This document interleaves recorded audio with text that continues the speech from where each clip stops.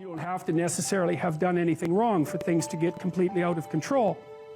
It's a terrifying doctrine, but it's not a hopeless doctrine because it still says that there's a way forward, there's a pathway forward, and the pathway forward is to adopt a mode of being that has some nobility so that you can tolerate yourself and perhaps even have some respect for yourself as someone who's capable of standing up in the face of that terrible vulnerability and suffering, and that the pathway forward, as far as the existentialists are concerned, is by, well, certainly by the avoidance of deceit, particularly in language, but also by the adoption of responsibility for the conditions of existence and some attempt on your part to actually rectify them. And the thing that's so interesting about that is, well, two, as far as I'm concerned, and some of this is from clinical experience. You know, if you take people, and I've told you this, and you expose them voluntarily to things that they are avoiding and are afraid of, you know, that they know they need to overcome in order to meet their goals, their self-defined goals. If you can teach people to stand up in the face of the things they're afraid of, they get stronger. And you don't know what the upper limits to that are, because you might ask yourself, like, if for 10 years, if you didn't avoid doing what you knew you needed to do, by your own definitions, right, within the value structure that you've created, to the degree that you've done that, what would you be like? Well, you know, there are remarkable people who come into the world from time to time, and there are people who do find out over decades-long periods what they could be like if they were who they were, if they spoke their being forward. And they'd get stronger and stronger and stronger, and we don't know the limits to that. We do not know the limits to that. And so you could say, well, in part, perhaps the reason that you're suffering unbearably can be left at your feet, because you're not everything you could be, and you know it. And of course, that's a terrible thing to admit, and it's a terrible thing to consider, but there's real promise in it, right? Because it means that perhaps there's another way that you could look at the world, and another way that you could act in the world, so what it would reflect back to you would be much better than what it reflects back to you now. My experience is with people that we're probably running at about 51% of our capacity. I mean, you can think about this yourselves. I often ask undergraduates how many hours a day you waste, or how many hours a week you waste, and the classic answer is something like 4 to 6 hours a day. You know, inefficient studying, watching things on YouTube that not only do you not want to watch, that you don't even care about, that make you feel horrible about watching after you're done. That's probably 4 hours right there. You know, you think, well, that's 25 hours a week, it's 100 hours a month, that's 2.5 full work weeks, it's half a year of work weeks per year. And if your time is worth $20 an hour, which is a radical underestimate, it's probably more like 50 if you think about it in terms of deferred wages. If you're wasting 20 hours a week, you're wasting $50,000 a year. And you are doing that right now. And it's because you're young, wasting $50,000 a year is a way bigger catastrophe than it would be for me to waste it, because I'm not going to last nearly as long. And so if your life isn't everything it could be, you could ask yourself, well, what would happen if you just stopped wasting the opportunities that are in front of you? You'd be who knows how much more efficient, 10 times more efficient, 20 times more efficient. That's the Pareto distribution. You have no idea how efficient people get. It's off the charts. Well, and if we all got our act together collectively and stopped making things worse, because that's another thing people do all the time, not only do they not do what they should to make things better, they actively attempt to make things worse because they're spiteful or resentful or arrogant or deceitful or homicidal or genocidal, or all of those things all bundled together in an absolutely pathological package. If people stopped really, really trying just to make things worse, we have no idea how much better they would get just because of that.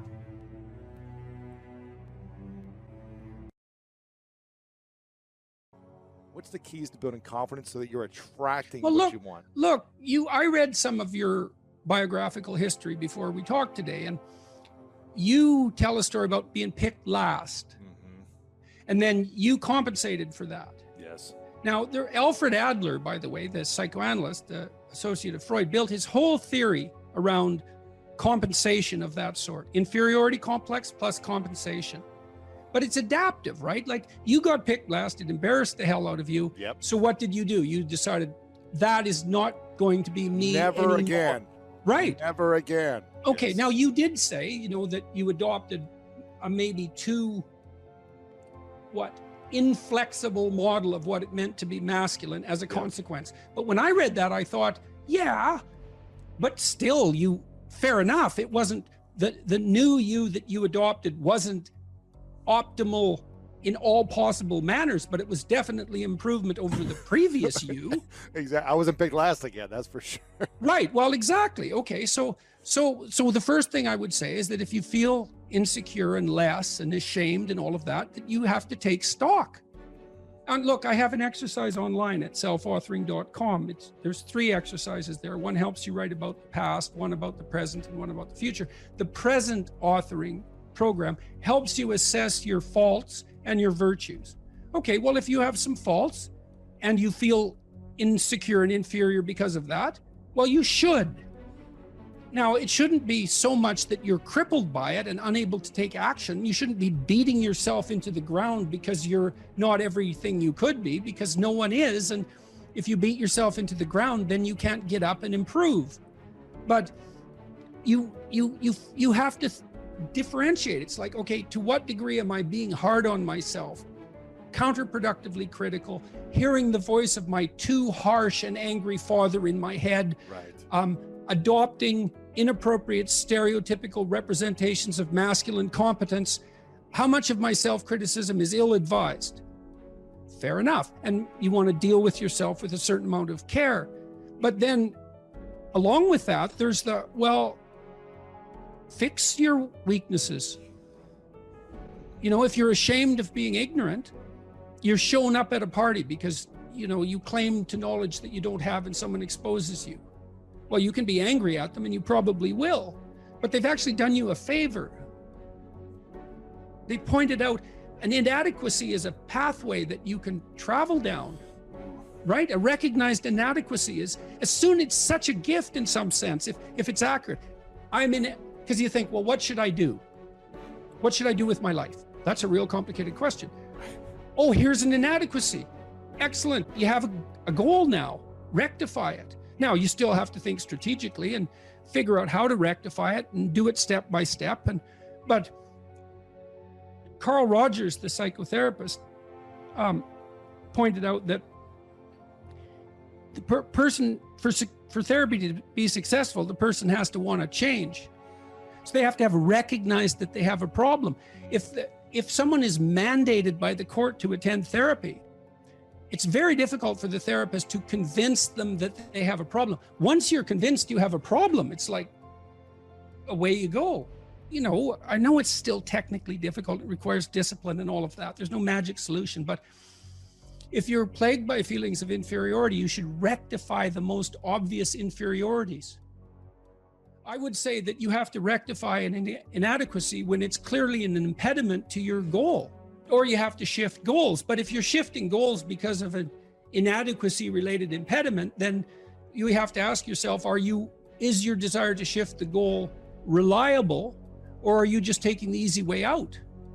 Right. You can protect yourself by picking a different goal that's more difficult. That's a good mental hygiene practice, because sometimes you should switch goals rather than rectifying inadequacies. But you can fool yourself then, and that's not good. And if someone is goalless, lazy, unmotivated, not sure what they want to do, what would be a few key steps to get started to turn their life around, or to find the motivation for something greater than where they're at? Well, I think a fair bit of that's probably to be found you can find it in shame, you can find it in guilt, you can find it in conscience, you can find it in anger, you can find it in interest and engagement and beauty. There's lots of pathways. If you're angry about something in the world, well, that's an indication that that's in some sense your problem, right? It's speaking to you in a moral sense. This shouldn't be that way. Well, maybe you're the person who should do something about it in some manner. Maybe it'll take your whole life to figure out how to do that. But it's bothering you for a reason. So the negative emotions can be a pathway to transformation. I'm not trying to romanticize them. They can crush you completely and leave you with nothing, right?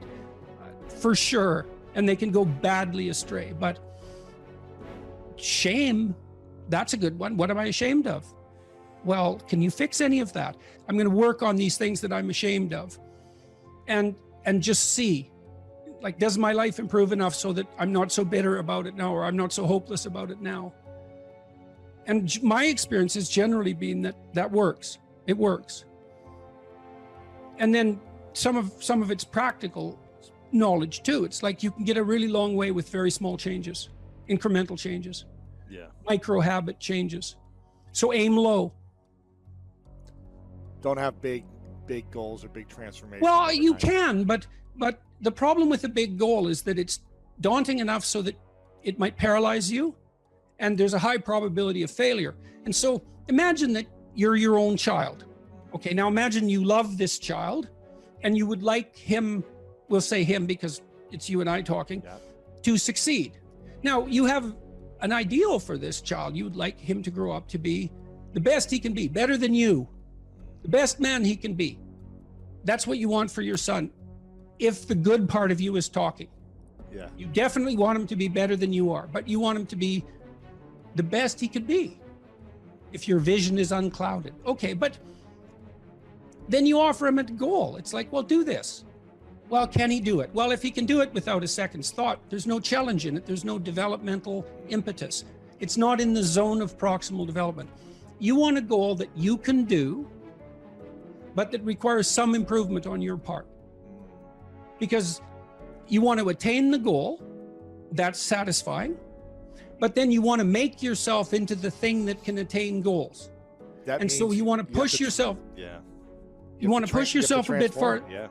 Yes. And there's an ample psychological literature that suggests that that's where maximal motivation is to be found. Interesting. So you're pursuing a goal, but you're also pursuing the goal of transforming yourself at the same time. You're doing both of those at the same time. Do you need to know that you're transforming yourself in order to attain the goal? Or do most people just think, I got to take these steps to make it happen, but they don't realize they're becoming better human beings? It depends on what you mean by realize. They have the sense of satisfaction and confidence that would indicate that, although they might not be able to make what that means explicit. But I would say it would be better to make it explicit. It adds one other dimension of possible motivation. I still believe that, genuine accomplishment, but it's ethical. It's always ethical accomplishment. I believe that to be the case. Genuine ethical accomplishment is the best source of security, but it's not unerring. When you mean ethical accomplishment, do you mean doing something good, right? Whether people know about it or not, just good and right for yourself. Is that what I'm hearing you say? Or does someone else need to acknowledge that this was good and right? I think if you've done it for yourself, that's good. But if you do it and other people are in on it and along for the ride, that's also good. And sometimes that's better to bring people along. If it's just a matter of them acknowledging it, well, there's value in that too. I mean, people say, well, you shouldn't care what people think of you. It's like, well, yeah, of course you should. Psychopaths don't care what people think of them. Now, you shouldn't care so much what people think about you that you're willing to lie to maintain whatever it is that you think they value. Like, there are places beyond which that becomes counterproductive, clearly.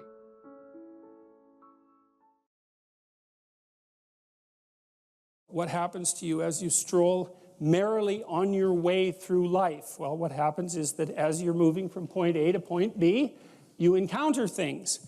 And people think that what they encounter are objects, but that's not the case. First of all, most of the things that you encounter, many of the things are actually other people, and they're not objects. They're too damn complex. And even apart from the social world, the things that you encounter aren't objects. They seem to be something more like tools or obstacles.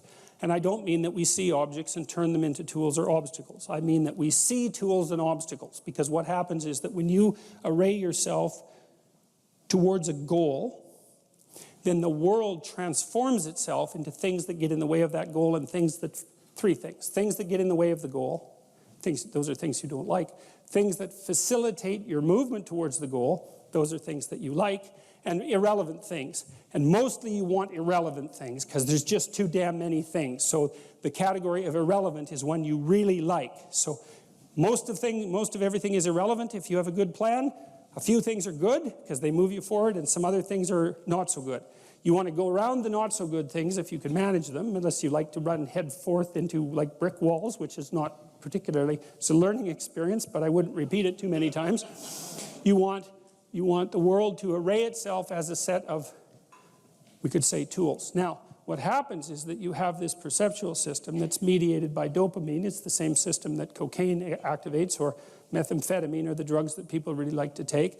And it's the dopaminergic system that responds with positive emotion to indications that you've encountered something that will facilitate your movement towards a goal. And that's really important to know, because people tend to think that they're happy because they achieve goals, and that's not true. What's true, because as soon as you achieve a goal, then you have a problem, which is what's the next goal. And that's actually a big problem. You encounter that as soon as you graduate from university, for example. That's right. I made this joke before. Graduation day, you're like king of the university hierarchy, undergraduate hierarchy. Day after, you're unemployed potential Starbucks employee, right? So it's like, so obviously the accomplishment per se as a source of reward is problematic, because when you accomplish, you run the frame to its end, and then you have the problem of needing a new frame. So that's a problem. But if what you're encountering instead are things that will move you along your way, it's like, hey, that's great, and that's where you get your positive motivation. And so that's really that's so much worth thinking about. You can think about that for a year, and that wouldn't even be enough to think about it, because here's what it means. It means, in some sense, that the Buddhists are right with their claim about Maya, M-A-Y-A, which means that people live in an illusion. And what they mean by that is, well, you have goal, whatever your goal is, and that goal gives relevance to the world. And you can change the relevance of the world in a snap just by changing your goal.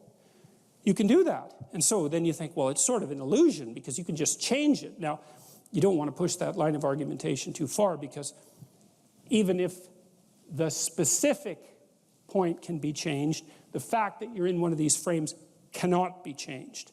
And so you have to be in a frame, although you get to pick the frame. So there's still an absolute there, which is that you have to be in a frame, and that is not a trivial absolute. It's a very major absolute. So then you think, okay, all of your positive emotion is going to be experienced in relationship to the goal. Well, then we think, well, you could use some positive emotion. It's a good thing. Positive emotion inhibits anxiety and disappointment and frustration and pain. It does all that. Technically, it does that. That's why a football player with a broken thumb who wants to score a touchdown can go out there and, play the football game, even though it's a kind of an arbitrary goal, right? It's like, really, you're going to go out there and like risk your hand to fire a pigskin through some poles? It's like, well, you can say the same sort of cynical thing about most of the things that people do, but you can't say the cynical thing about the fact that they have to do things. So you have a point, you have your aim, you have your ambition, and then that's what turns the world into a potentially positive place. And here's the kicker. This is so cool. The higher the aim, the more the positive emotion. So that's you think, well, why should I bother? Why should I bother doing something lofty and difficult? It's like, because it's worth it. That's why. Because the alternative is stupid suffering. Because really, because what happens is, like, you don't need a framework in order to suffer. You can just lay there day after day and suffer, right? That's easy. So that's the default condition. If you don't have a lofty ambition, then you suffer miserably. And the reason for that is life is really complex, short, finite, full of suffering, and beyond you. And so you can just lay there and think about that, and it's horrible. And so that's not helpful. It's just not useful. And so, people often say life is meaningless. It's like, no, it's not. That's wrong. Because if it was meaningless, that'd be easy. You could just sit there and do nothing, and it wouldn't matter, right? It'd be like you were like a lobotomized sheep. It's just irrelevant. But that isn't what happens. When people say that life has no meaning, that isn't what they mean. What they mean is, I'm suffering stupidly and intensely, and I don't know what to do about it. Well, the suffering is meaningful. It's just not the kind of meaning you want. So how do you get out of that? You adopt, you note the baseline of suffering, which is very, very, very, very high. And then you say to yourself, okay, I need to do something that justifies that. And that's not so easy, because the baseline for suffering is high.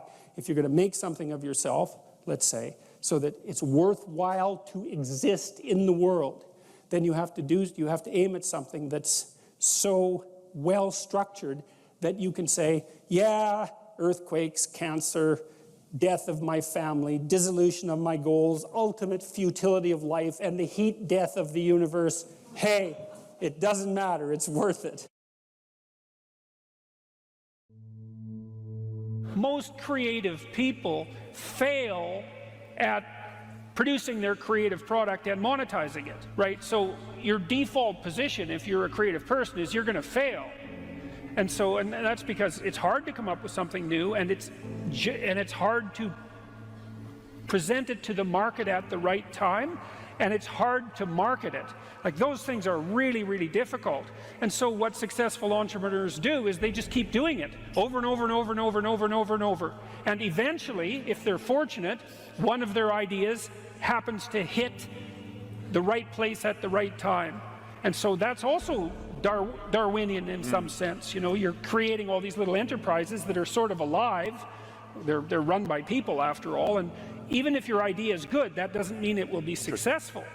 There's so many things that have to be taken into account. So this is partly why persistence, and that's part of conscientiousness, is so useful. It's like, you know, what do they say? If at first you fail, then try again.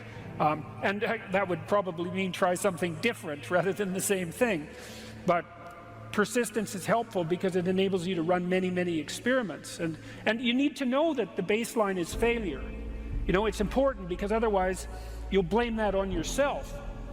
You know, and some of that's useful because there's probably some things that you could improve about yourself. But it's very difficult to go from 0 to 1, you know.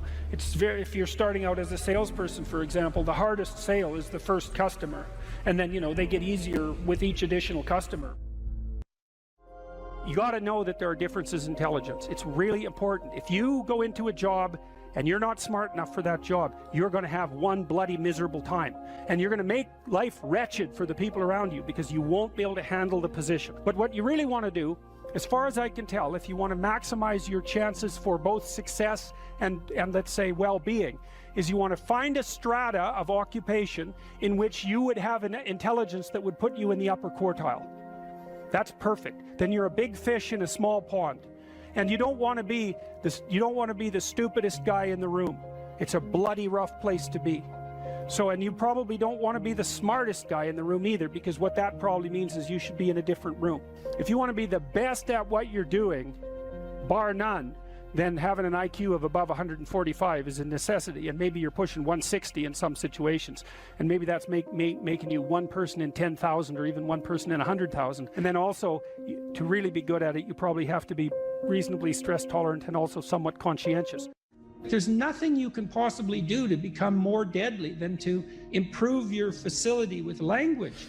And the way you do that is by reading, especially great things, and by writing, and by thinking, and by speaking, for that matter. But how could that not be viewed as absolutely central to what education is about? You want to be inarticulate and stumble over everything that you try to think and communicate? Yeah. How are you going to get anywhere? You don't even know who you are under those circumstances. You're this massive feeling that's expressing itself, you know, maybe in violence because you can't find the words. And you stumble around and bump into things, and you're clunky and dull, and you're not witty. You don't sparkle. It's from the uphill climb that we derive our value, and I mean this technically. So almost all the positive emotion we feel, especially the emotion that fills us with enthusiasm, and that's experienced in relationship to a goal. And so in some sense, you want a goal that you can never attain. So you can always move closer to the goal that recedes as you move towards it. You think, well, that's frustrating. It's like Sisyphus pushing the rock uphill. But it's not, because as you pursue that goal, you put yourself together and your life does get better and richer and more abundant. And that's why the highest levels of virtue and goal are in some sense transcendent. You want them to be above everything you're doing so you can continually move towards something that's more sublime and better. That's what you are. You're here to live, not to sleep. And the problem with the vision of Mai Tais on the beach is that, well, first of all, that's a vision of drug-induced unconsciousness. Second, it's only going to work for about a week. Third, you're going to be a laughingstock in a month and depressed and aimless and goalless. You want a horizon of ever expanding possibility. And so it does happen to people because they've staked their soul on the attainment of an instrumental goal. And it can be a pretty high order goal, but then you think, now I'm there, now what? Well, the answer can't be, well, I'm going to live in the lap of luxury and never have to leave what do you want to be, a giant infant with a gold bottle? You never have to do anything but lay in your back and suck? It's like, you see the problem with that as a conceptualization. It's no, you want to be like an active warrior moving uphill with your sword in hand. And that's dynamic, that's exciting. One of the rules, I think it's rule 4, is compare yourself to who you were yesterday and not to who someone else is today. And see, that's a game you can win. The possibility that you can make yourself slightly better on a continual basis is, I think that's something that's accessible to everyone. I think that's equivalent to leading a virtuous life. And there is something to be said for virtue and truth, and that is one thing. Another thing that I've noticed about people who've been phenomenally successful is that they really do everything they can to live a truthful life. And you can get a bloody long ways by being honest. Lay a disciplinary structure on yourself. Get the chaos in check. And then you can move towards a state that's freer. It's discipline first. Like, look, if you're going to become a concert pianist, there's going to be several thousand hours of extraordinarily disciplined practice. That's the imposition of order on your potential, let's say. But what comes out of that is a much grander freedom. And so virtually every freedom that you have in life that's true freedom is purchased at the price of discipline. But it's not some casual self-help doctrine. It's that if you don't organize yourself properly, you'll pay for it, and in a big way, and so will the people around you. And I would say, start where you can start. If something announces itself to you as in need of repair, that you could repair, then, hey, fix it. You fix 100 things like that, your life will be a lot different. I often tell people too, fix the things you repeat every day, because people tend to think of those as trivial. You get up, you brush your teeth, you have your breakfast, you have your routines that you go through every day. Well, those probably constitute 50% of your life. And people think, well, they're mundane, I don't need to pay attention to them. It's like, no, that's exactly wrong. The things you do every day, those are the most important things you do, hands down. People are afraid of the truth because often if you reveal it, it causes conflict in the moment. Telling the truth is definitely an adventure. Seeking for sure, but also telling. Another way of going about it is to just say what you think and see what happens. That's an adventure because you don't know what the outcome is going to be. So look, there's this old idea that it's necessary to have faith in the truth. And so here's a way of thinking about that. Someone asks you a question and you might think, well, here's the outcome I want, and so here's how I'm going to answer that question. So that's one way of approaching it. But another way of approaching it is, you ask me a question, I'm going to think about the answer, and I'm just going to tell you what I think. And it doesn't matter what the outcome is, because I'm willing to see what the outcome will be, predicated on the idea that there isn't a better outcome than the one that truth produces. Even if it's harsh and terrible in the short term, and sometimes it is, it's like there isn't a better way of doing it. Now, you might say, well, how do you know that? And the answer is, well, I don't know that. That's why it's an article of faith, because I believe, and I believe this deeply, the being that you produce as a consequence of telling the truth is good by definition, even though it's harsh and often uncomfortable because you get in trouble. One of the things that I've really learned recently, or learned to articulate better, is that there's a very tight relationship between aspiration and responsibility. The first question might be, do you need to aspire to something? And the answer is, well, yes, because you have to do something. If you just sit there, you'll die. You can't just sit there. You have to go act out in the world. Okay, so act towards what? Well, that's whatever your aspiration is. You have to have an aim. Okay, well, what should the aim be? Well, it should be something worth doing, let's say. Why do something that you don't feel is worth doing? What do you think's worth doing? Well, if you watch other people and you judge when they're doing something worthwhile, you usually judge them positively if you see that they're taking responsibility, at least for themselves. What, do you want to be completely useless so other people have to take care of you? That's pretty pathetic. And maybe you could get your act together so you're taking care of yourself and your family. And maybe you could even do better than that and take care of yourself and your family and your community. Well, good for you. That's responsibility, and that's an aim.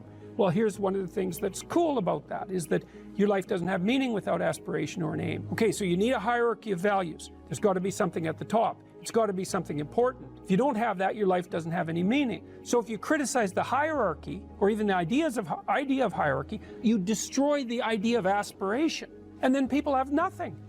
Well, that's not helpful. People are built for a struggle, and they're built for a weight, and you want to take on a heavy burden voluntarily. See if you can put yourself together. See what you can do out in the world while you're waiting to die. It's an all-in game. It better be worthwhile.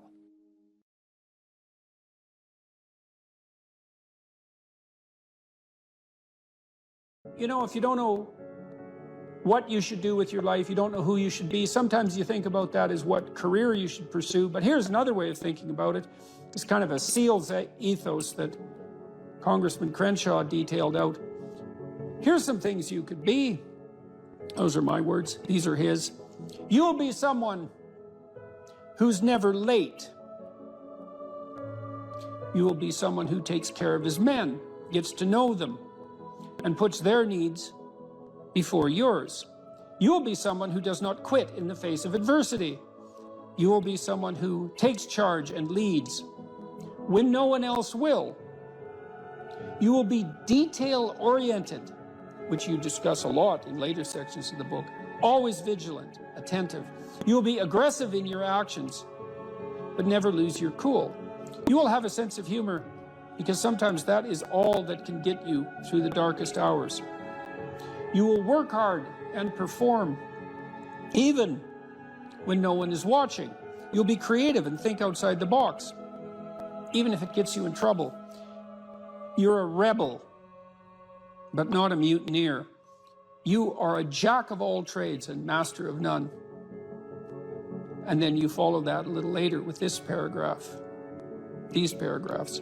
Be aggressive enough to kill the enemy, but immediately calm enough not to scare the little old lady. You'll be that man who's mentally tough enough to operate in horrific chaos, then immediately transition to tranquility, all without mentally breaking. You will effectively transition from hyper-masculine aggressor to gentle caretaker. You'll be both a warrior and a gentleman. The qualities that made SEAL leaders great were rarely physical in nature. They listened. They empowered their team to be successful, carefully entrusting individuals with additional responsibility. It's a real conservative ethos there. They highlighted good performance publicly and criticized bad performance privately. And so, well, you know, those are lists of virtues, and maybe they're not the only list of possible virtues, probably not. But if you're lost and you don't know where to start, practicing, you know, you also talk about this idea that, this is an Aristotelian idea, you know, that we are our habits. We become what we practice. And imagine if you're lost and you're listening, you think, well, you find some things admirable. Well, you could practice those things, and you can practice them locally and minimally in your own relationships, and you can start to get good at them. And as you get good at them, well, you get better at them, right? And then you can broaden out the scope of your action into a wider purview. So you said here too, let's go for another quote here. Throughout your life, this is very practical advice too, and I think it's very wise from a therapeutic perspective. Throughout your life, you have people you look up to. Okay, so let's think about that. You look up. What does that mean? Why up? Well, up is something that beckons from a distance. It's like a light on a hill, and we automatically assume that those who we admire are people we look up to. So that specifies a distance and a direction, and it's uphill. It's up toward a higher vista, let's say. So there are automatically people who who elicit that spirit in you. You have noticed the way. Might also imply that there's some sense of struggle required to get to that point, because it's easier to go downhill than it is uphill. Yes, definitely. That's right. It's an uphill trek. And it also implies judgment, because if someone's above you, then they also serve as a judge, or you serve as a judge in relationship to them, because you compare yourself unfavorably with them. And that can also inspire you to tear them down. That's really the story of Cain and Abel, and that's a major story. You have noticed the way a teacher, parent, coworker, mentor, or friend interacts with others, and you come away thinking, that behavior simply works better. They are respected, admired, and successful. And you find yourself wondering why that is. You do if you're a little bit humble instead of being envious, right? Because otherwise you think, well, that damn crook, he just stole his position, and that's why he's got it. But if you're a bit humble, you might think, well, no, that guy looks successful. Maybe he knows something I don't. You are noticing attributes and character traits that are good and worth aspiring to. You are noticing attributes that make certain people more successful than others. You are noticing what a hero looks like. And in the process, you are discovering a path made up of desirable personality traits that helps you ascend in social hierarchies. That's Jacob's ladder, by the way. That ladder that is the hierarchy to the good. That's the vision Jacob has of the pathway to God, is that it's a hierarchical structure with the thing that's ultimately good at the pinnacle, by definition, right? The best of all possible goods. And then there are intermediary structures all the way up, and beings inhabiting those structures. And this isn't metaphysical. It's like, if you find someone you admire, the reason you admire them is because they're higher up in that heavenly hierarchy, so to speak, than you are. And your whole nervous system tells you that. You're compelled to listen, you're compelled to pay attention by the action of your own unconscious mind. You know, what's interesting about this point of identifying these heroes or at least role models, you can call them either one. I just thought heroes was a more compelling word to use for the sake of writing it. But what's interesting about it too is how pop culture actually plays a pretty important part of this, because like there's plenty of people who simply don't have these good role models in their lives, and you have to acknowledge that. And so where are they supposed to turn? And it's maybe one of the reasons that it's so important to fight these cultural wars that you and I engage in on a fairly regular basis, that they become a serious part of our politics, which at the same time is necessary, but also deeply, deeply unfortunate. I do think the attack on pop culture from this progressive victimhood left has reached a ceiling. I think there's a serious backlash. You look at movies like Top Gun, the recent one, Top Gun, and maybe like the highest grossing of all time. Absolutely phenomenal movie, really fun to watch. Why? Because it just had all of these classical virtues infused within it, about relationships and about how you treat people and what the consequences are for treating people as such. That these things speak to people in a deeper way. They can't necessarily articulate them, but they understand it when they see it. And there's these sort of radical minorities that are very loud that want that changed. You know, they want something else to be on that hill, but people react against it because it's not true. There's no truth to that. And something cries out from inside of them then, and that can be appealed to by a storyteller. I saw the same thing in the Marvel Avengers series, is that there is a return to any wide range of classical virtues, certainly brotherhood, a kind of a military ethos, sacrifice, a striving upward, certainly masculine virtues, the combination of the Hulk and Iron Man, for example. There's a monstrous element to the Hulk, but he's a hero in a strange sense, and he's also the revitalizing force for Iron Man when he just about dies, and that's all. The reason those movies were so necessary and so attractive is because they are, in fact, addressing a radical conceptual void in the culture, and it's a void that you're addressing in your book, especially with your appeal, trifold appeal, let's say, to duty, responsibility, and humor at the same time, right? Which is a kind of stoicism in the face of catastrophe.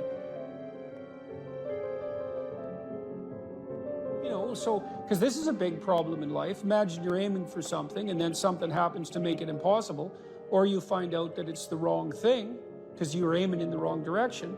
Well, so then what do you have to rely on to set you right?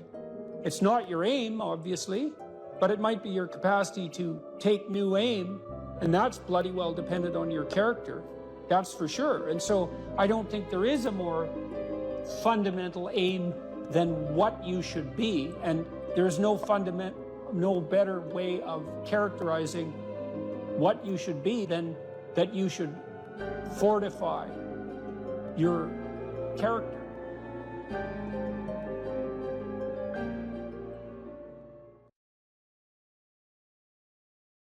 So then I learned about Piaget, and Piaget had some very interesting ideas, and I think I've told you already what Piaget was up to. He wasn't a developmental psychologist. He didn't even regard himself as a psychologist. He wanted to reconcile science and religion. That's what he was doing through his entire bloody life, because it drove him crazy when he was an adolescent. And he didn't think that he would be able to survive unless he could bring those two things together. So he's working on the same problem. And so one of the things that Piaget, who was very prone to observation, he was an ethologist of human beings. That's a good way of thinking about it. An ethologist is a scientist who studies animals by watching their behavior rather than studying them under laboratory conditions. And he got very interested in the spontaneous emergence of morality in the play of children. And it was so smart, that idea that, you know, when kids come together and unify themselves towards a particular goal, so in play, that a morality emerges out of that. And that morality, and I've mentioned this before, there's a morality in game 1, there's a morality in game 2, there's a morality in game 3. What's common across all those moralities is a meta-morality. And so the meta-morality emerges from the particular moralities that are embedded in particular cooperative situations. We could say cooperative and competitive situations. You can expand that out biologically to some degree to the idea of the dominance hierarchy, right? Every social animal, and even many animals who aren't social, are embedded in a dominance hierarchy. The dominance hierarchy has a structure, or we couldn't call it a dominance hierarchy. Dominance hierarchy A, B, C, D, E, thousands of them across thousands of years. You extract out from all of them what's central to all of them. That's the pyramid of value. What question do you need answered about the pyramid of value? What's at the top? Because that's the ideal. That's the I at the top of the pyramid, or the golden Buddha in the lotus. It's the same thing. It's the same thing as the crucifix, paradoxically enough. And that has to do with something like the voluntary acceptance and therefore transcendence of suffering. It's something like that. These are not arbitrary ideas. They're deeply, that's my case anyways, they're deeply, deeply, deeply rooted in biology and culture. They're as deeply rooted in biology as the dominance hierarchy is rooted in biology. And we already know the answer to that. The dominance hierarchy has been around for 350 million years. It's a long time. You don't get to just brush that off and say, well, morality is some sort of second order cognitive problem. It's like, no, it's not. I mean, I can tell you something about its instantiation in your nervous system. You have a counter at the bottom of your brain that keeps track of where you are in terms of your status, and it bloody well regulates the sensitivity of your emotions. So if you're at the bottom of the hierarchy, barely clinging on to the world, everything overwhelms you. And that's because you're damn near dead. And so everything should overwhelm you. You've got no extra resources. Any more threat, you're sunk. So you become extremely sensitive to negative emotion, and maybe also impulsive, so that you grab while the grabbing's good. And if you're nearer the top in the dominance hierarchy and your counter tells you that, then your serotonin levels go up, you're less sensitive to negative emotion, you're less impulsive, you live longer, like everything works in your favor. Your immune system functions better, and you're oriented at least to some degree towards the medium and long-term future. And you can afford that because all hell isn't breaking loose around you all the time. And so then the question is there a way of being that increases the probability that you're going to move up dominance hierarchies? Well, that doesn't seem to be a particularly provocative proposition, unless you think that it's completely arbitrary and random, and that you can think that if you want, but I don't think there's any evidence for that whatsoever. I mean, we certainly have, even for sexual selection, we impose criteria. They're not random and arbitrary. So, okay, so back to Jung. So what was Jung trying to do? Well, he was trying to see, Jung believed that once we had stopped populating the cosmos with gods, that they went inside. That's a good way of thinking. Well, think about it this way. You know, an archaic person looks at the sky and uses his imagination to populate the sky. What's the sky? Well, it's the constellations. It's the domain of the gods. Well, why? Well, because the gods are what are out there beyond your understanding. Well, that's what you see when you look up at the sky. So you populate the night sky with figures of your imagination. So the gods are the things that you broadcast out of your imagination and see spread over the world. It's like the contents of your unconscious are manifesting themselves when you encounter the unknown. It's exactly what it is. That's exactly how else could it be, right? You're projecting your fantasy onto what you don't understand. That's how you start to cope with what you don't understand. You populate the unknown with deities. Where did they come from? They came from your imagination. Well, what happens when you take them out of the world? Do they disappear? No.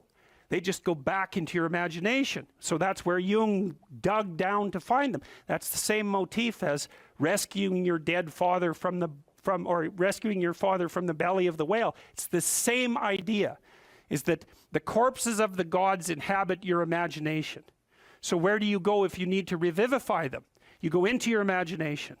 And that's exactly what Jung did. And I mean, this is no secret. If you read Jung, he tells you that's what he did. He tells you that's why he did it. It's not an interpretation on my part. Well, so then the question is, what's down there? Is it just mess and catastrophe? Or is there something in it that's patterned? Well, Jung's proposition was that you rediscover the great archetypes that guide human being by investigating the structure of your imagination. When he thought about the imagination in some sense, at least in part, as a manifestation of your biology. Well, yes. What else would it be? You know, and I told you that story about my nephew, I believe, right? About him running around as a knight and then going off to have a combat with the dwarves and the dragons. It's like, well, where did that come from? Well, partly it came from his culture, right? Because he was a knight, and so obviously that's a cultural construct. But the thing is that his imagination it's this structure that's looking for things to fill itself with, just like your predisposition to language. You have a predisposition to language. What is that? We don't know. What does it do? It looks for things in the world to fill itself with, right? And if you first of all, when you start to learn how to speak, you babble every phoneme. Did you know that? If I was learning to speak an Asian language, there would be phonemes I couldn't pronounce, and vice versa. An infant, all of them, they babble all the phonemes, and then as they start to learn the language, they lose the ability to say a bunch of them and only retain the ones that are relevant to that language. So a baby babbles all possible languages, that's a way of thinking about it, and then loses the ability. So that's you can see there. So you could say, well, you manifest the potential to be possessed by the set of all possible archetypes. It's built into your biology. And then as you're enculturated in your own culture, the set of archetypes that manifest themselves in that culture are the ones that you pull in for your own use. So my nephew's running around like a knight. Well, you know, if he would have been born in the middle of the Amazon, he would have been running around with a bow and, you know, a poisoned arrow and a bow. It's the same thing. It's the same idea. It's just trapped out in different cultural dress. And his little imagination was trying to solve the problem. How do you deal with the unknown? Well, what's the unknown? It's these little devils that keep jumping up on you and biting you, and they come out without end. So just killing them, it's like cutting the head off the Hydra, right? 7 more grow. Well, what the hell good is it to solve one problem when there's just a bunch more problems that are going to come after you? And that's everyone's question. That's the ultimate question of nihilism, right? Why bother solving a problem if all that's going to happen is that 20 more problems are going to come your way? Why not just give up and die? Well, right, it's a good question. It's a good question, right? Is the suffering so intense that the whole game should just be brought to an end? That's another fundamental question of existence. And people who've become truly malevolent answer that question in the affirmative. They say it's too much, we should destroy it. Now, I wouldn't say they're precisely doing it only for humanitarian reasons, but you have to understand and appreciate the logic. It's not irrational. That's the other thing. It's not irrational to work for the destruction of being. It's not irrational. In fact, it might be the most rational thing you could come up with. Depends on your initial set of presuppositions. So, Jung, down into the belly of the beast, so to speak, to see what lurks in the imagination. He sees the birthplace of archetypal ideas. Well, what are archetypal ideas? They're patterns of, you could think about them as representations of patterns of adaptive behavior. And so then you might ask, well, where did they come from? Well, that's part of what I've been trying to teach you about. They evolved, as far as I can tell, right? They evolved collectively, is that our society, and this is the dominance hierarchy idea. Dominance hierarchies set themselves up as a matter of course. They're the standard way that animals organize themselves in a territory. Well, okay, human beings are watching those dominance hierarchies since we became self-aware, thinking, what the hell are we up to? What the hell are we up to? And there's a question that lurks in there. What constitutes acceptable power? What constitutes acceptable sovereignty? Who should lead? Who should rule? What should be at the top? Well, we talked about that. The Mesopotamians figured that out. Speech and vision, that's Marduk. Speech, vision, and the willingness to confront the terrible unknown. That's what should rule. Well, what? Is that an arbitrary idea, or is that a great idea? How could it be any other way? Well, that's what human beings are like. And I don't think that you can read the Mesopotamian story and understand the reference, which isn't an easy thing to do, and fail to draw that conclusion. Marduk has eyes all the way around his head. He speaks magic words. He goes off to fight Tiamat, the dragon of chaos. Well, what's that? That's the reptilian predator that lurks in the unknown. Well, is any of that, is there anything about any of that that stands in opposition to what you would presume if you were just analyzing our situation from a purely biological perspective? We're prey animals, we're predators. We've been threatened by reptiles forever. Why wouldn't we use the predator that lurks in the dark forest or the water as a representative of the unknown? Why wouldn't we harness that circuitry? We already have it at hand, and even more to the point, how could we do anything else? It makes perfect sense. Well, so then you might say, well, what would you want to be king? You could say king of the world or king of your own soul. What do you want to subordinate yourself to? How about your heroic willingness to encounter the unknown and articulate it and share that with people? There's no nobler vision than that. And I don't see that it's merely arbitrary. And it's not merely arbitrary too, because if you do that, to the degree that you do that, assuming your society isn't entirely corrupt, you will be successful.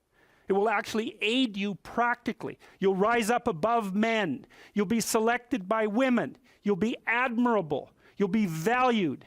And you know that because if you look at the people that you admire and value, again, unless you've taken a detour into dark places and are possessed with admiration for people who are working for malevolent purposes and for destruction, you just have to watch the people that you admire and try to figure out what's common across them and draw your own conclusions. And you can ask yourself too, when you're torturing yourself with your conscience because you're not doing what you should be and you know it, what is it that you're torturing yourself in relationship to? You have a vision of your own ideal and you torment yourself if you're not matching it. What's the ideal? Well, you don't know, right? It's kind of incoherent and poorly articulated, but that doesn't mean it isn't trying to manifest itself and make itself known to you. It's really the purpose of religious education, is to make that ideal articulated. You cite a tired brain, foggy thinking, as the reason to stop answering questions or giving a talk. How do you combat this while working or writing daily?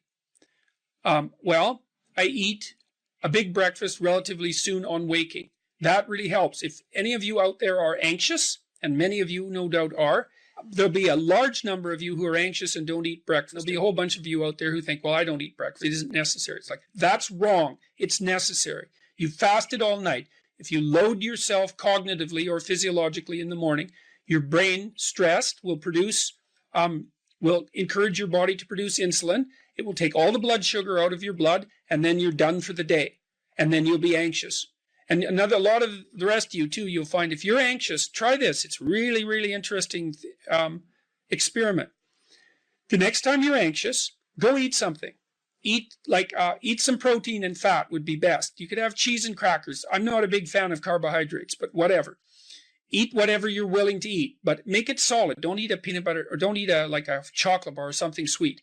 Eat something substantial, a piece of meat, a piece of cheese, some peanut butter, something like that. And then wait 10 minutes and see if you're less anxious. And try that for like 2 weeks. Every time you get anxious, eat something. Because then you can find out if your anxiety is linked to low blood sugar. And it's very likely that it is, especially if you also get irritable and foggy in your thinking. And the best way to treat that, as far as I've been able to tell, and there's a decent literature on this, is to make sure that you eat a big breakfast. And you might say, well, I'm not hungry in the morning. It's like, who the hell cares if you're hungry? I didn't say enjoy your breakfast. I said eat it. That's not the same thing. There's lots of things that you need to do that you don't enjoy to begin with. You'll get hungry in 6 months and then you'll start to enjoy it. So that's a massive difference. I take small naps quite frequently. If I'm wiped out, I'll go have a nap for 10 minutes or 15 minutes. And then that helps quite a lot. I try to wake up on a fairly regular schedule. That's another thing I would really recommend for people whose lives are in disarray and who are anxious. Try to fix your wake time. Going when you sleep, that's not so important. So you can still, stay up late and have fun and all that. But getting up in the morning is really helpful. So, and you also have to figure out how much you can work or write. I can't write for more than about max. My sustainable maximum for writing is 3 hours a day. And if I push it past that, then, especially if I'm editing, I make mistakes when I'm editing, so that's counterproductive, and I can't sustain it across time. And so I don't really think you can do more than about 3 hours of extremely intense intellectual work a day. Although if you have a nap, you can stretch that, but I think at least I end up paying for it across time. So nap, make sure you eat, and make sure that you get enough sleep. So that's how I combat it and try to make myself hyper efficient. Carl Jung talked about this phenomenon he described as retrogressive restoration of the persona. It's a complicated idea, but basically what it means is that sometimes you take a leap forward and you learn some things, but you can't catalyze a new identity, so you try to go back and hide in your old identity. And that actually doesn't work because, well, things have changed and you've learned something and that isn't who you are anymore. And so it's like you have to cut parts of yourself off in a destructive manner to fit back into the person that you were. Now what happens here is that Pinocchio escapes from this tyrannical situation and undergoes this descent into chaos, but he tries to go back home. He tries to go back to what he was. And he can't do that anymore. His father isn't at home anymore. And so when he goes home, he finds that there's no home there. Now, this happens to people sometimes, and it's often a shock to them. So they'll often stay under the thumb of their father. And you think, well, why would someone do that? Because it means they're subject to the tyrannical judgment of their father. They're always concerned about what their father would think or whether their father approves of them, and so forth. And you think, well, that's got to be an unpleasant place to be. Why would you do that? Freud said, for example, that no one could be a man unless his father had died. And Jung said, yes, but that death can take place symbolically. Okay, so there's that part of the idea. And then another part of the idea is, one of the times in your life when you actually realize that you're an individual is when you'll go and ask your parents something and you'll realize they actually don't know any more about what you should do than you do. And that sucks. And that's partly why people are often willing to maintain a tyrant-slave relationship with their father. It's like, on the one hand, you have to be inferior in a relationship like that. you know, you've always got the judge watching you. But on the other hand, there's always someone who knows what to do. There's always someone standing between you and the unknown that you can go ask, what should I do? Well, at some point you'll realize that the reason you can't ask that anymore is because they actually don't know any more than you do. And then that's a pain. Like that is a symbolic death. And that's also when you establish a more individual relationship with your parents. It's at that point that you could conceivably start taking care of them instead of the reverse. And that's a time that should come. But you have to let that image of perfection go. And that exposes you. Well, that's what happens here. You know, Pinocchio goes home and he wants things to be the way they were, and he wants to stay under the careful care of the benevolent father. But that's no longer possible. He's past that point, and that's why the father has disappeared. And so Geppetto has gone off to look for Pinocchio because he also needs his son, but in any case the house is abandoned. And so then we see inside the house that everything's covered with cobwebs and everything's gone, and Pinocchio and the cricket sit on the steps and they're very concerned. First of all, they wonder where he went, so they're actually concerned that he's gone, but they also don't know what to do because there's just no going home. And so, you know, that's also the case that once you hit a certain point in your development, well, it's the same thing we already talked about. The answers that you're looking for are not going to be found in your parents' house. It's as simple as that. Now, you could artificially maintain your dependency, but, you know, if you do that for too long, things get pretty ugly.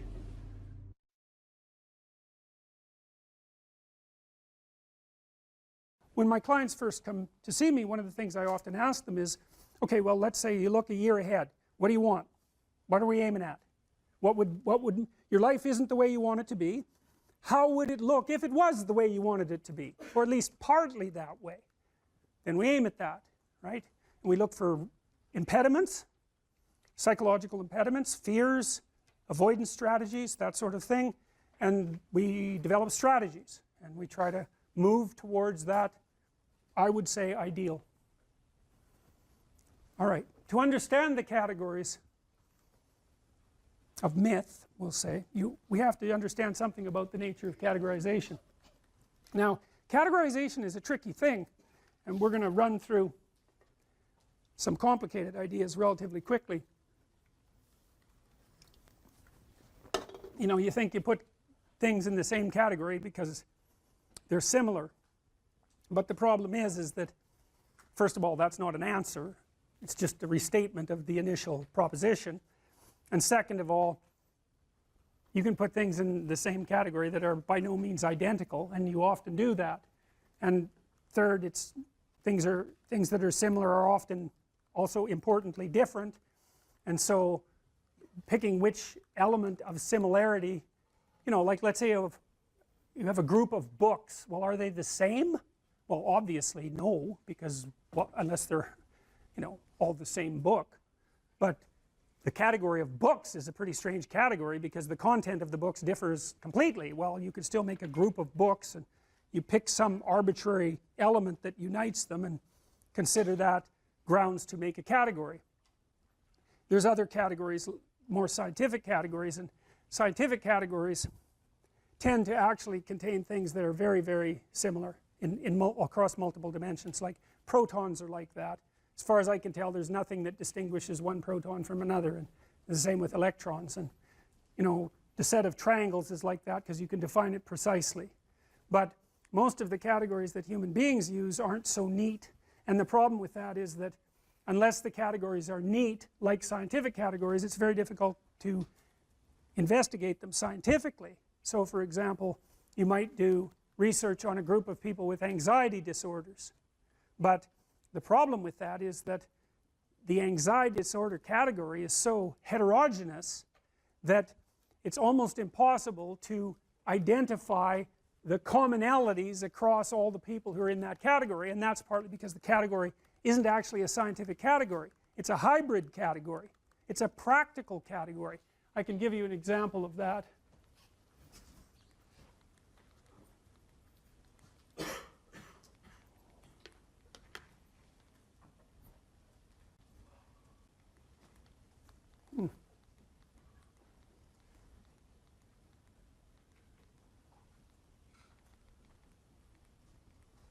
No, I can't, because I must not have saved it. Anyways, many of the DSM categories, so these are categories for psychopathology, require, if you're part of that category, imagine there's 7 symptoms that you could have, or 8 symptoms that you could have that would put you in that category, like antisocial personality.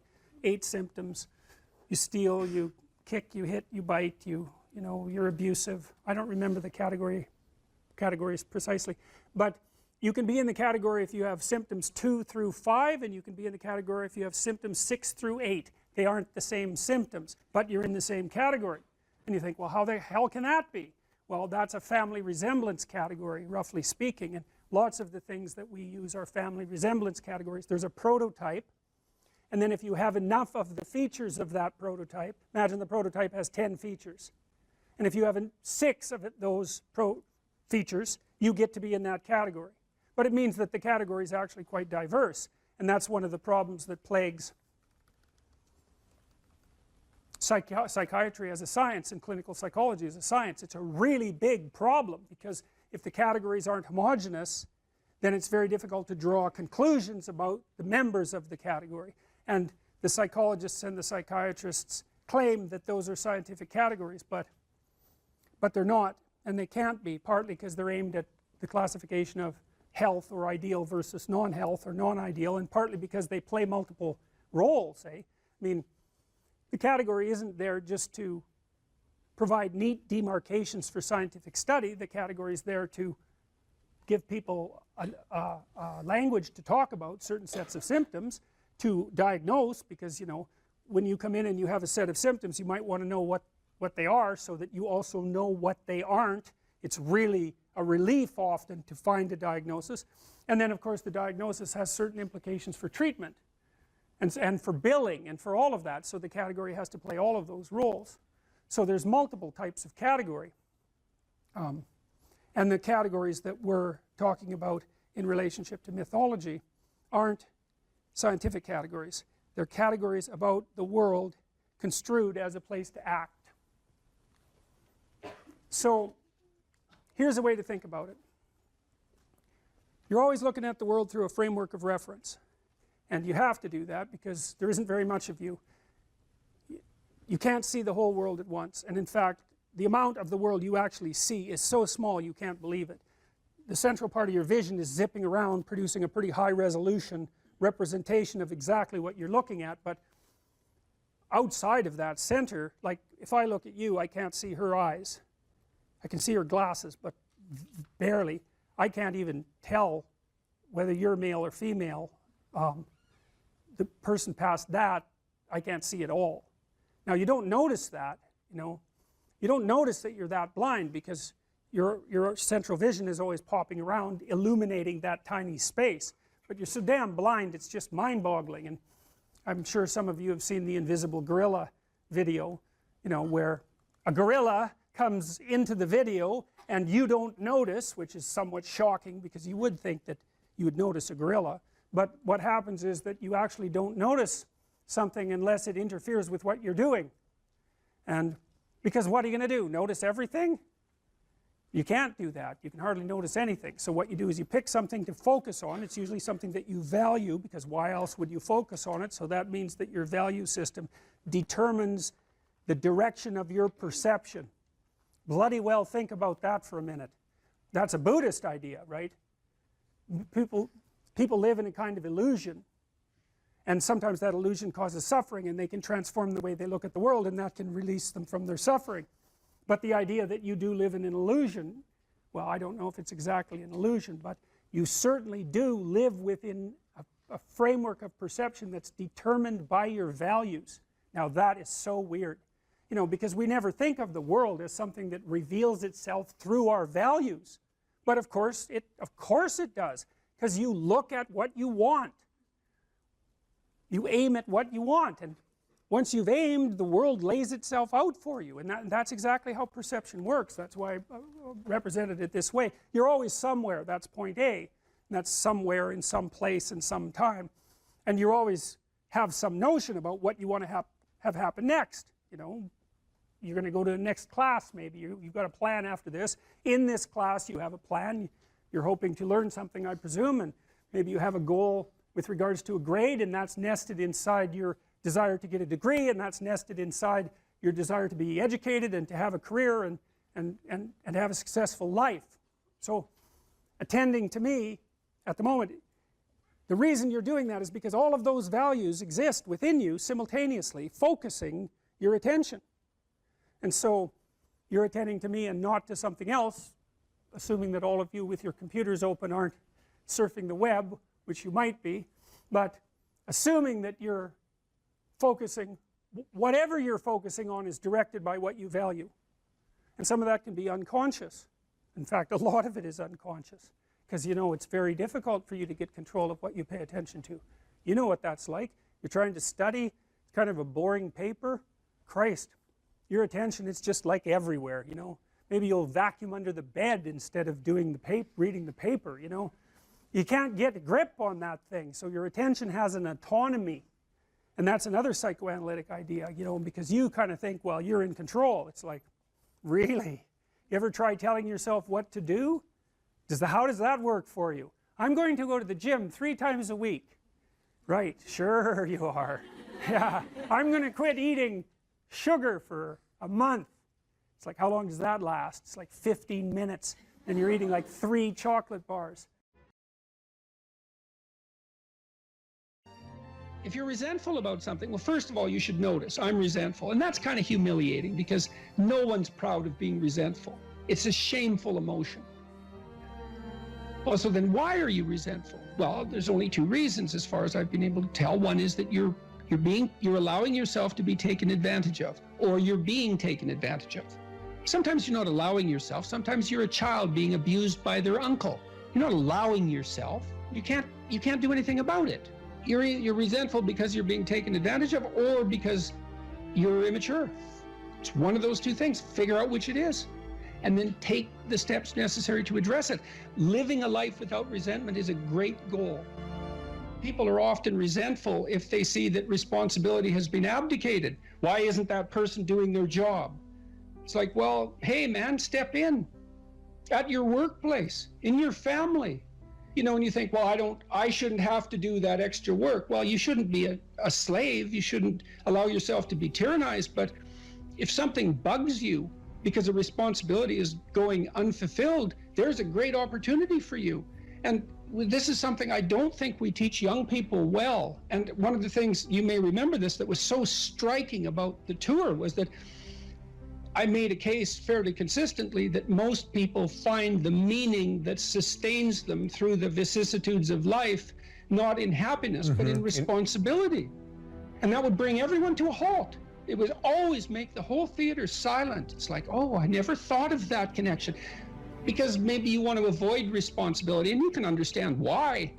You can understand why. You hide from it. That is what you encounter if you go out in the world and you think, who the hell wants that? I don't want the responsibility. It's like, well, yes, you do, as it turns out.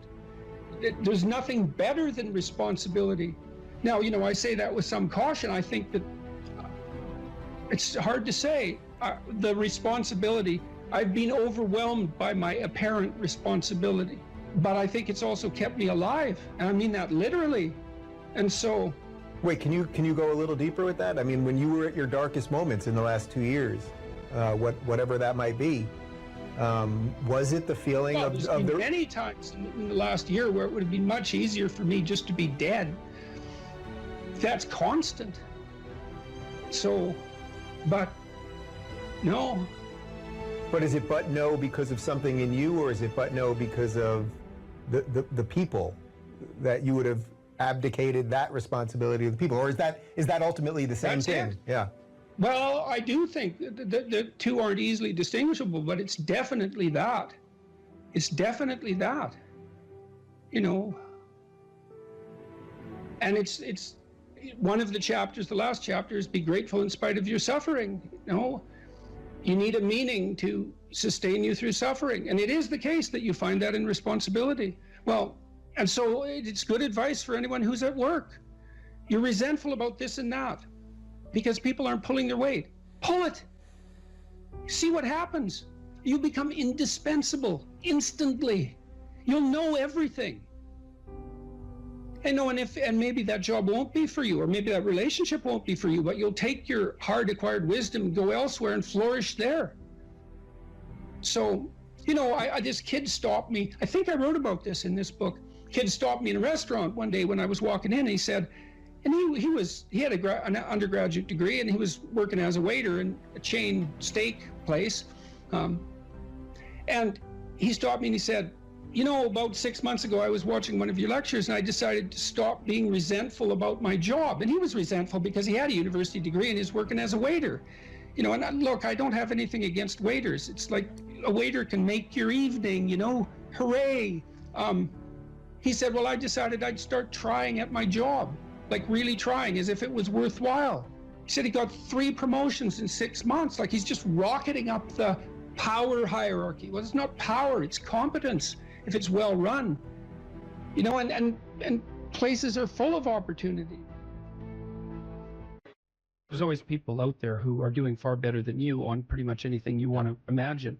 And if all you're doing is seeing yourself in their reflected light, let's say, then it's going to be pretty damn dismal. But it's not a good comparison because, well, first of all, there's danger in just comparing yourself to others, period, because they're not you. And God only knows what struggles they had to undertake to get to where they were, or what burdens they're currently carrying that you're not aware of. But you can certainly contrast yourself with yourself. And that's a lot better. It is the only way. Well, it's also the only way of really measuring anything approximating proper improvement. You can actually tell when you're a little better than you were yesterday. Right. And you can actually do that. That's another thing that's so interesting about it, is that you can actually make yourself a little better in some way, pretty much. Well, I don't know if it's at every moment, but you can certainly do it every day.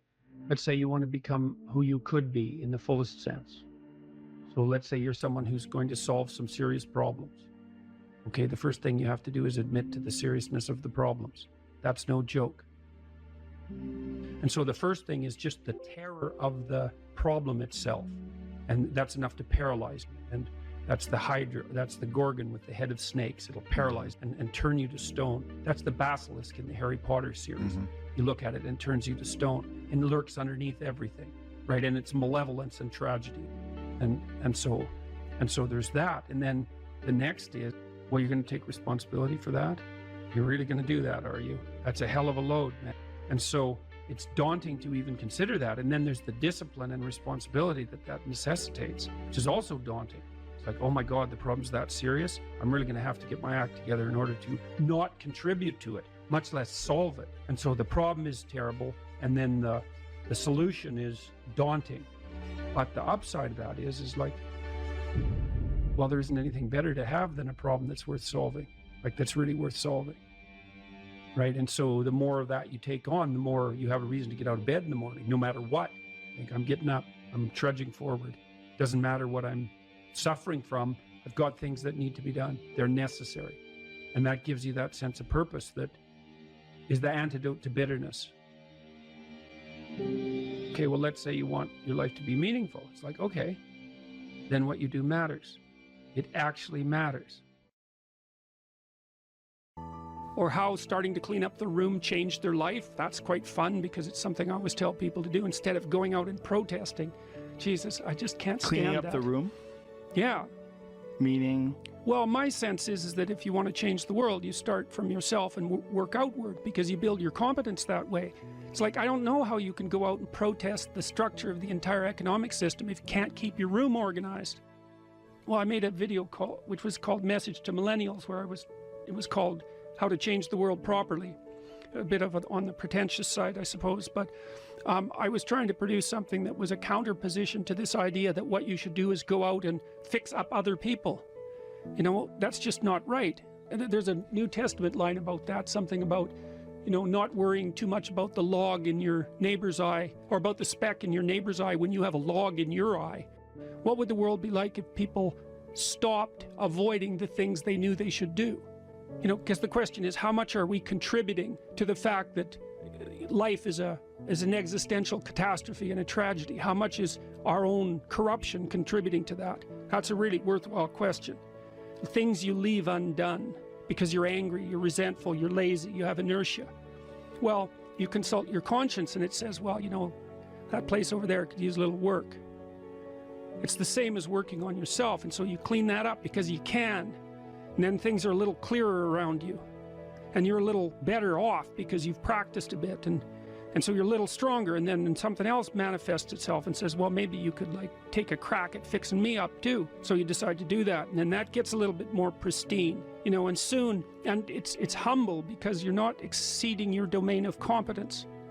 You know, it's like, don't be fixing up the economy, 18-year-olds. You don't know anything about the economy. It's a massive, complex machine beyond anyone's understanding, and you mess with it at your peril. So, and can you even clean up your own room? No. Well, you should think about that. You should think about that.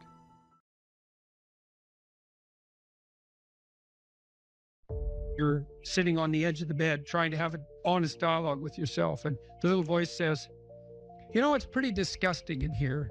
And you think, well, I'm way above such trivial niceties as organizing my room. It's like, well, that's pride.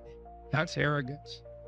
If you're above organizing what's actually yours, how in the world are you ever going to organize anything else? And so you get on your knees and you think, well, it's time to, you know, take a brush to the toilet. And maybe that's where you start. And that works. Like, that works. You start making those micro improvements, like real micro improvements, real on the ground, actual micro improvements to things you know that are wrong, you'll improve unbelievably rapidly. There's always people out there who are doing far better than you on pretty much anything you want to imagine.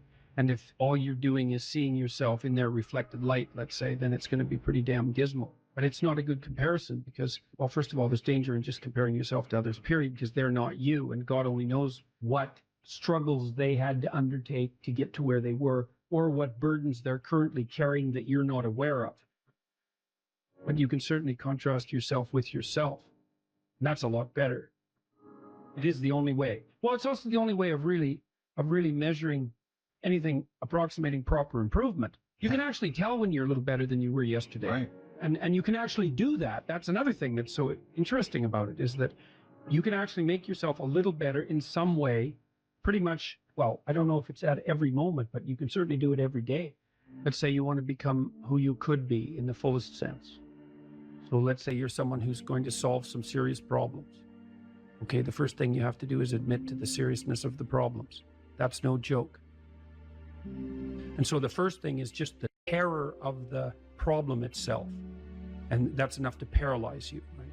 And that's the Hydra, that's the Gorgon with the head of snakes. It'll paralyze you and turn you to stone. That's the basilisk in the Harry Potter series. Mm-hmm. You look at it and it turns you to stone and lurks underneath everything, right? And it's malevolence and tragedy.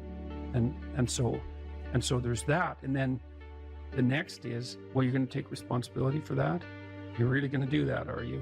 That's a hell of a load, man. And so it's daunting to even consider that. And then there's the discipline and responsibility that necessitates, which is also daunting. It's like, oh my God, the problem's that serious. I'm really going to have to get my act together in order to not contribute to it, much less solve it.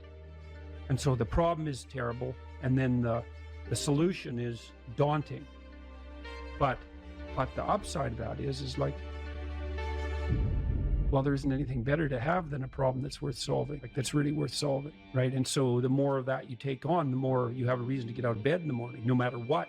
Like, I'm getting up, I'm trudging forward. Doesn't matter what I'm suffering from. I've got things that need to be done. They're necessary.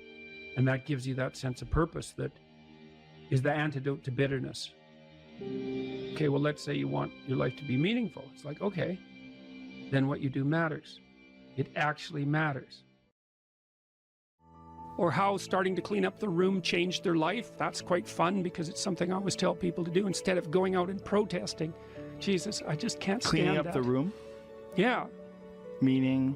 Well, my sense is that if you want to change the world, you start from yourself and work outward because you build your competence that way. It's like, I don't know how you can go out and protest the structure of the entire economic system if you can't keep your room organized.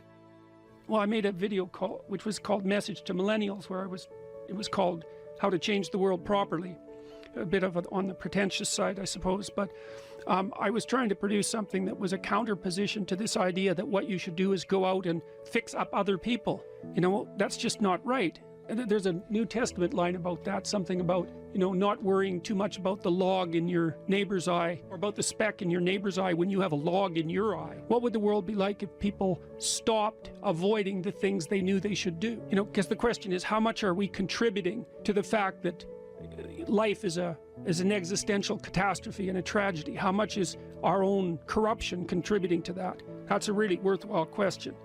The things you leave undone because you're angry, you're resentful, you're lazy, you have inertia. Well, you consult your conscience and it says, well, that place over there could use a little work. It's the same as working on yourself, and so you clean that up because you can. And then things are a little clearer around you. And you're a little better off because you've practiced a bit, and so you're a little stronger, and then something else manifests itself and says, well, maybe you could take a crack at fixing me up too. So you decide to do that, and then that gets a little bit more pristine, and soon, and it's humble because you're not exceeding your domain of competence. It's like, don't be fixing up the economy, 18-year-olds. You don't know anything about the economy. It's a massive, complex machine beyond anyone's understanding, and you mess with it at your peril. So, and can you even clean up your own room? No. Well, you should think about that. You should think about that. You only have to ask a stupid question once. You ask a stupid question, and if you're in a crowd and you ask a stupid question, 80% of the people in the crowd have the same question. They're just too cowardly to ask. But you ask and then someone actually tells you, you never have to ask that question again. You're no longer stupid. What stupid thing am I doing that I could quit doing? That I would quit doing? Because those aren't the same thing, right? Because there's stupid things that you're doing that you're just not going to quit doing because you like them. But there might be something on the edge there where you could stop that. If you want to know something about yourself, sit on your bed one night and say to yourself, you got to mean this, you got to be desperate. This is no game, this. My life is not everything I want it to be, and perhaps it's not everything that I need it to be. And by need, I mean my life is so unbearable that the suffering that's attendant upon that has made me nihilistic, cynical, bitter, resentful, driving the proclivity to see evil everywhere except within my own heart. These are problems, man. And you ask yourself, you sit on the bed and say, okay, man, I'm ready to learn something. What's one thing I'm doing wrong that I know I'm doing wrong that I could fix, that I would fix? It's like, you meditate on that, you'll get an answer. And it won't be one you want, but it'll be the necessary one. And it's often something that will point you to small things. That works. You start making those micro improvements, real micro improvements, real on the ground, actual micro improvements to things that are wrong, you'll improve unbelievably rapidly. There's never been a better time for the majority of people to be alive. And the future, although we're vulnerable and terrible things can always happen to us, it's hard to make a case that the future doesn't look comparatively positive. We're becoming extremely technologically sophisticated, and the world is changing at an incredibly rapid rate. And the only way we're going to be able to manage that in a positive way is if each of us, or as many of us as possible, are capable of making wise and careful and truthful decisions. And if we do that, then maybe things can continue to improve. You don't get people to stand up on their own 2 feet and to adopt responsibility if everything is given to them. And that's a real conundrum.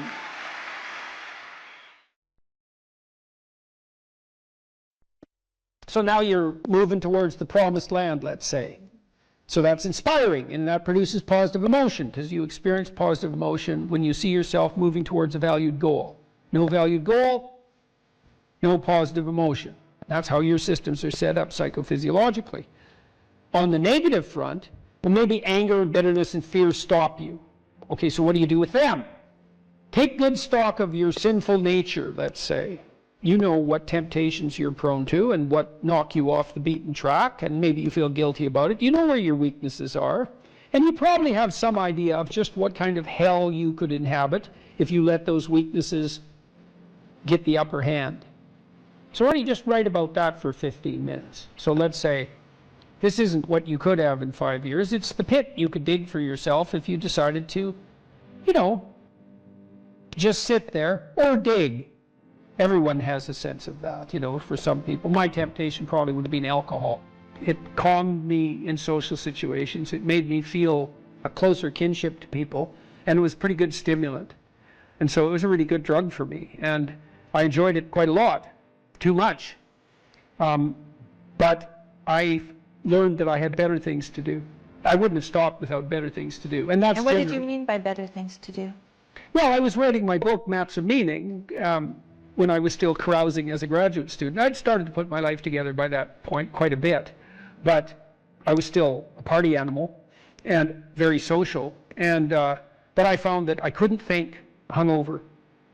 And not only that, I couldn't handle the emotional tension of what I was dealing with intellectually. It was too, because you know, if you're hungover, your emotions are more sensitive, especially your anxiety. And the work I was doing was way too demanding emotionally because I was dealing with historical atrocity, and the motivations for that was just too damn dark, you know, to be dealing with hungover. Plus, once I had written a fair bit and was editing, once you've edited your work to a substantial degree, you have to use finer and finer gradations of judgment to continue to improve it. And if you're fuzzy-minded at all, if you've impaired your judgment, when you edit, you can make it worse, not better. And then I also realized that the only times I really regretted my actions was when I was drinking, because it disinhibits you, and that's fun. That can be really fun. But I'd wake up the next day and think, yeah, I was a little too provocative. I was a little too aggressive. I was a little too mean-spirited in my wit, a little too egotistical, or maybe more than a little on all of those fronts. A little careless in my choice of partner, a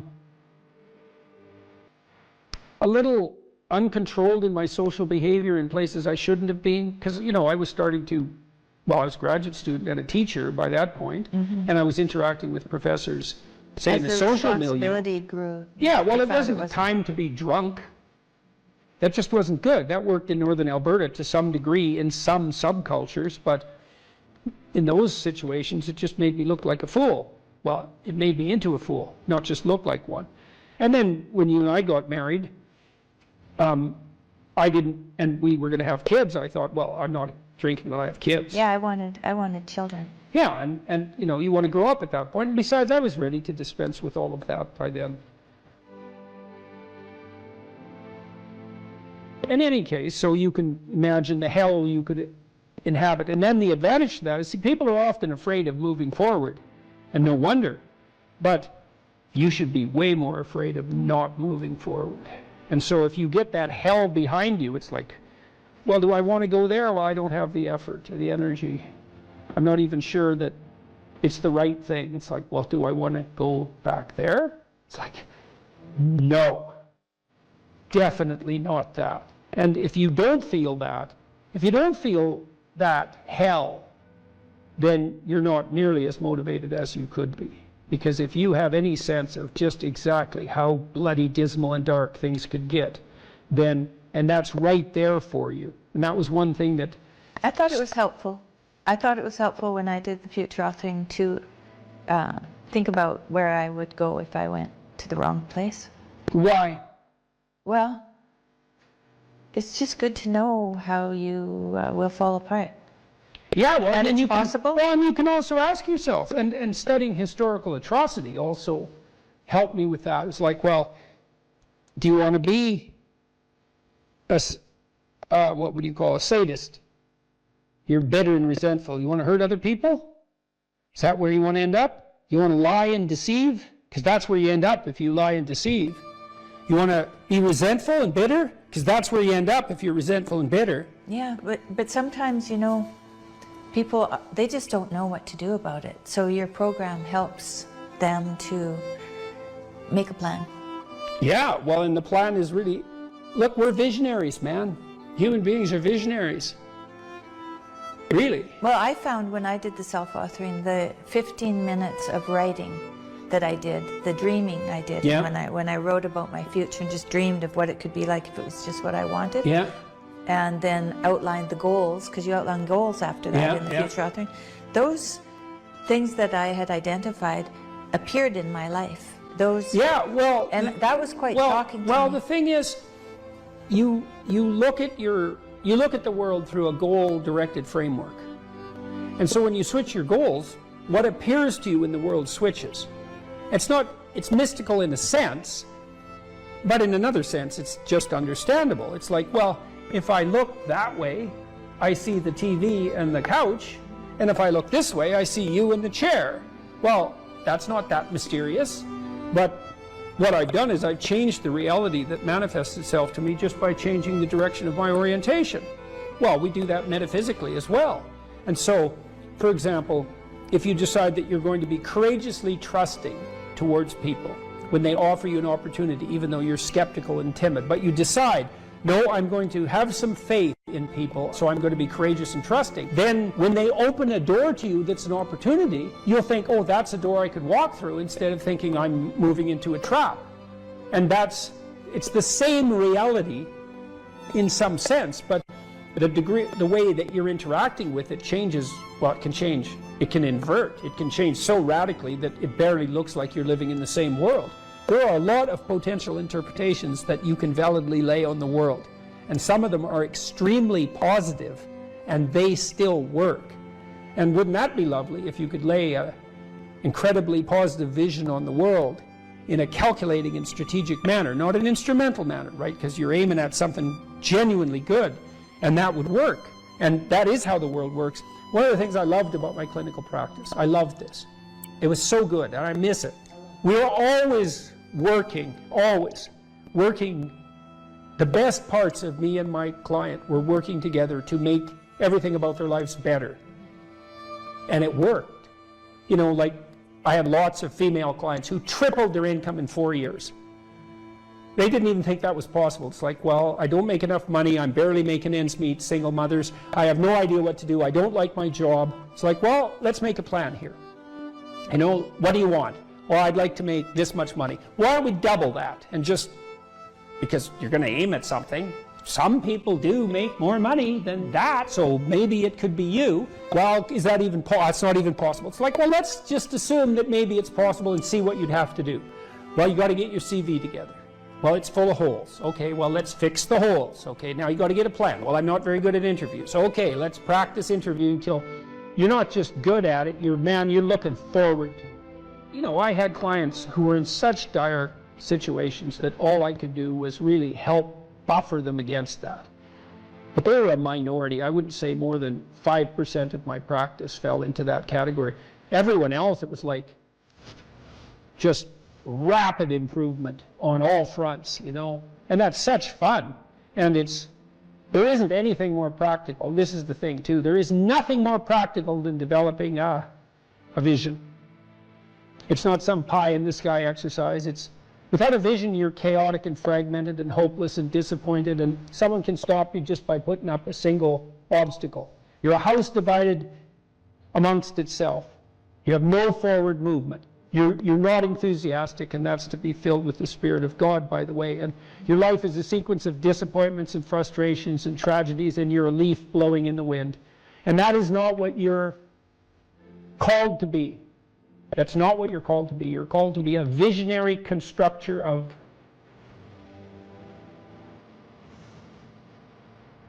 the paradise of vision. Mm-hmm. Really, that's who you are. Terrible as that is to apprehend. And so, Well, what do we have to lose? we already will lose everything we have to lose. Yeah. Right? We're all in this game, man. So there's, whether you want it to be this way or not, you are betting everything on your life.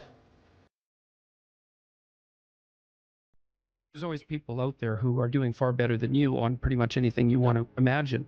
And if all you're doing is seeing yourself in their reflected light, let's say, then it's going to be pretty damn dismal. But it's not a good comparison because, well, first of all, there's danger in just comparing yourself to others, period, because they're not you. And God only knows what struggles they had to undertake to get to where they were, or what burdens they're currently carrying that you're not aware of.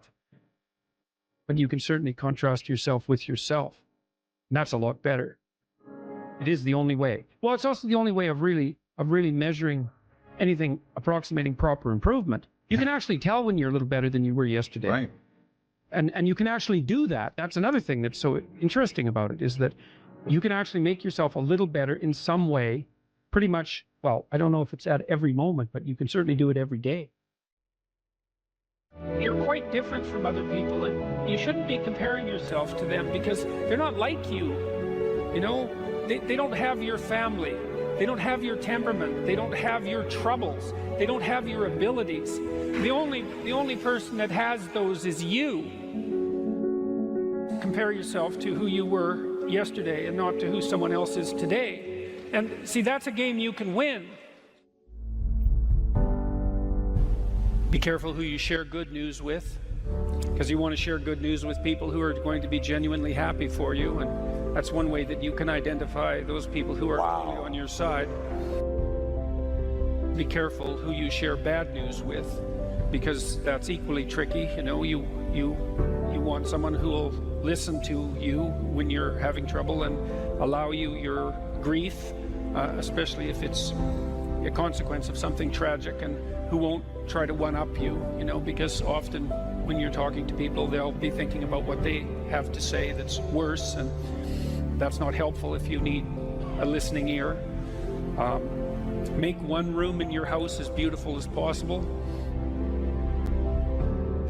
I talked a lot already about the necessity of cleaning your room, which is, you know, in some sense a foolish piece of advice because it seems so obvious, but it's not obvious at all. And you'll find if you try it, especially if you're in a household that's not very functional, that you'll encounter obstacles that you couldn't imagine existed while you're trying to put your life in order. And you can take your surroundings beyond order and move towards beauty, and that's unbelievably useful. One of the things that I've been there's lots of different ways to interpret the world, and you can maybe even make a case that there's an endless number of ways to interpret the world. And the problem with that is that it kind of disorients you in terms of what you should be doing. But just because there's a very large number of ways to interpret the world doesn't mean there's a very large number of productive, meaningful, and sustainable ways to interpret the world. And one of the things you do have to do is figure out how you can conduct yourself today so that you don't upset the apple cart in a week or a month or a year. And so, you know, what you do in some sense psychologically is you admit to yourself that your current frame of reference is faulty.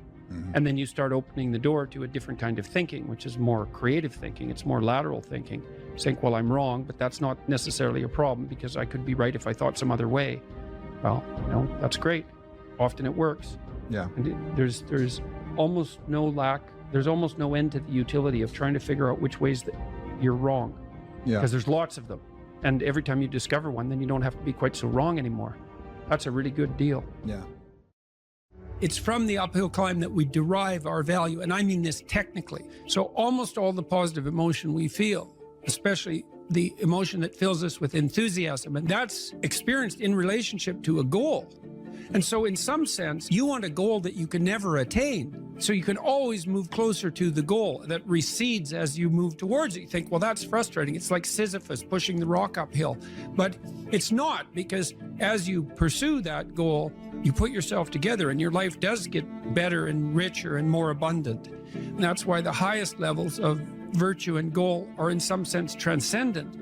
You want them to be above everything you're doing so you can continually move towards something that's more sublime and better. That's what you are. You're here to live, not to sleep. And the problem with the vision of Mai Tais on the beach is that, well, first of all, that's a vision of drug-induced unconsciousness. Second, it's only going to work for about a week. Third, you're going to be a laughingstock in a month and depressed and aimless and goalless. You want a horizon of ever expanding possibility. And so it does happen to people because they've staked their soul on the attainment of an instrumental goal.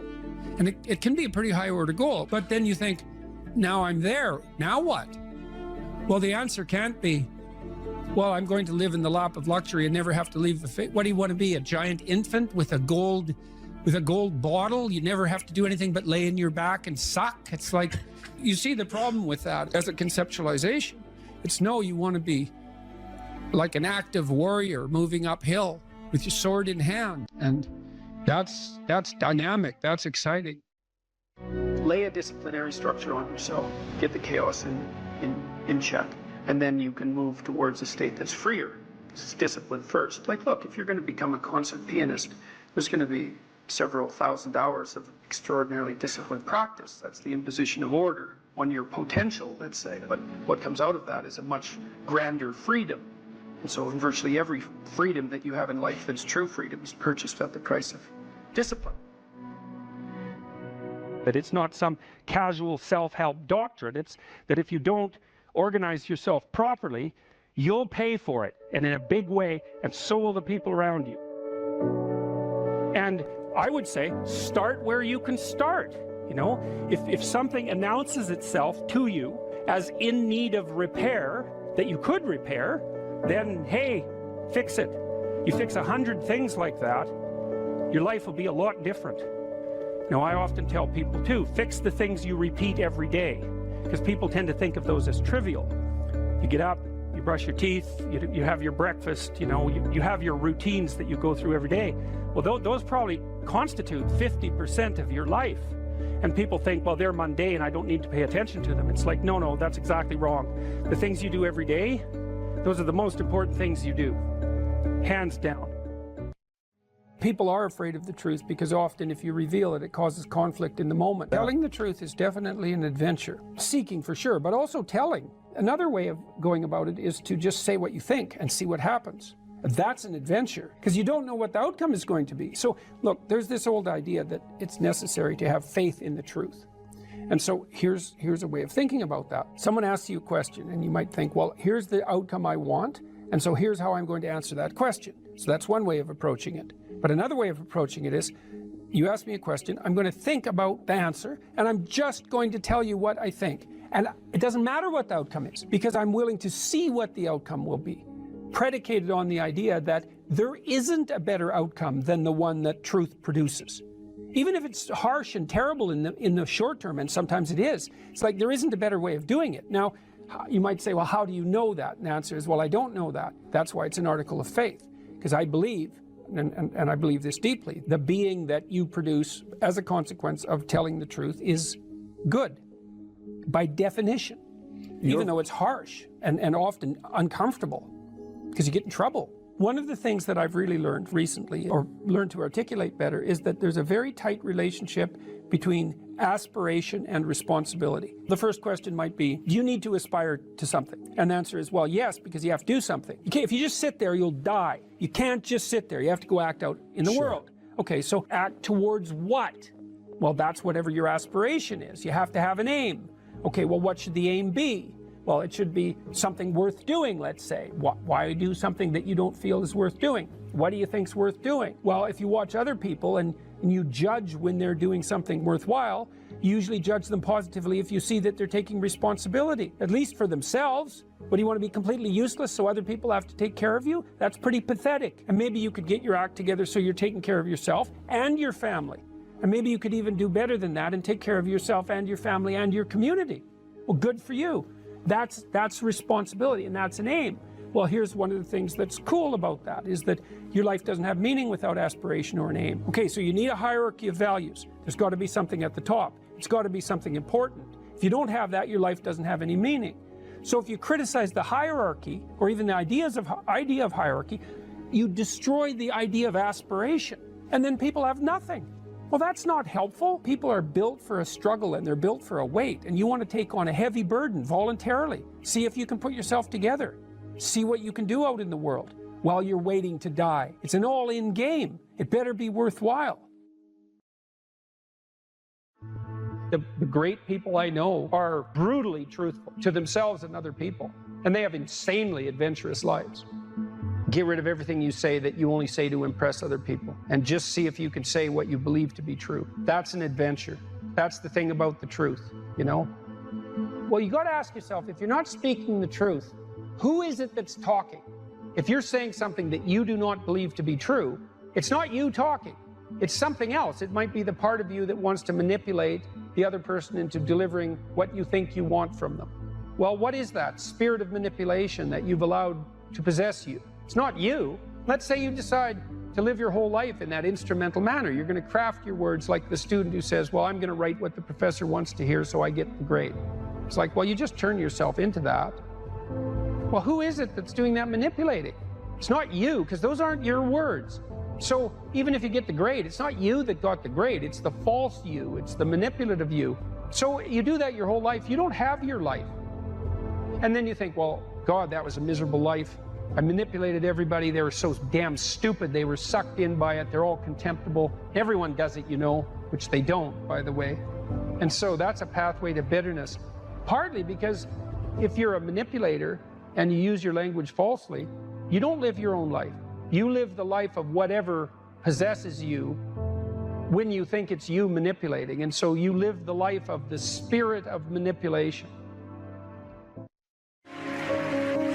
You know, maybe you're in California, see someone speeding down the road in a convertible Porsche, and you think, oh man, what a lucky bastard. And the truth of the matter is that he's thinking about wrapping his expensive sports car around the next cement pillar that he comes close to.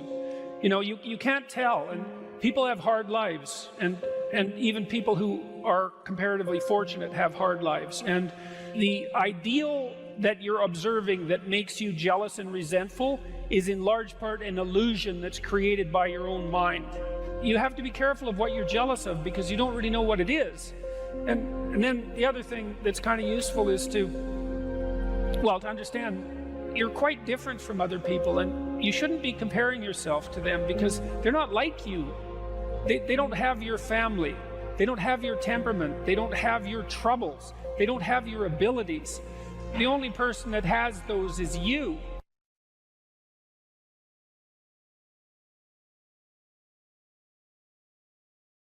The hallmark of true sovereignty is the willingness of the elite, let's say the talented, the productive, the blessed, the gifted, to justify the unequal division of talent by serving to ameliorate the catastrophic suffering of the dispossessed.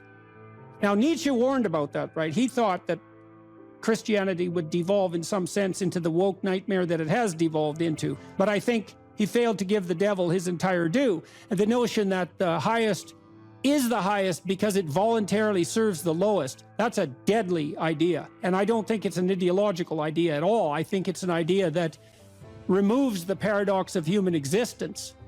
And so there's that, but then there's another insistence in both Judaism and Christianity, and I'm not saying it's limited to those doctrines, by the way, that the way to deal with suffering is not to avoid it or to circumvent it with a shallow hedonism, but to face it intensely, head on, and voluntarily in its full manifestation.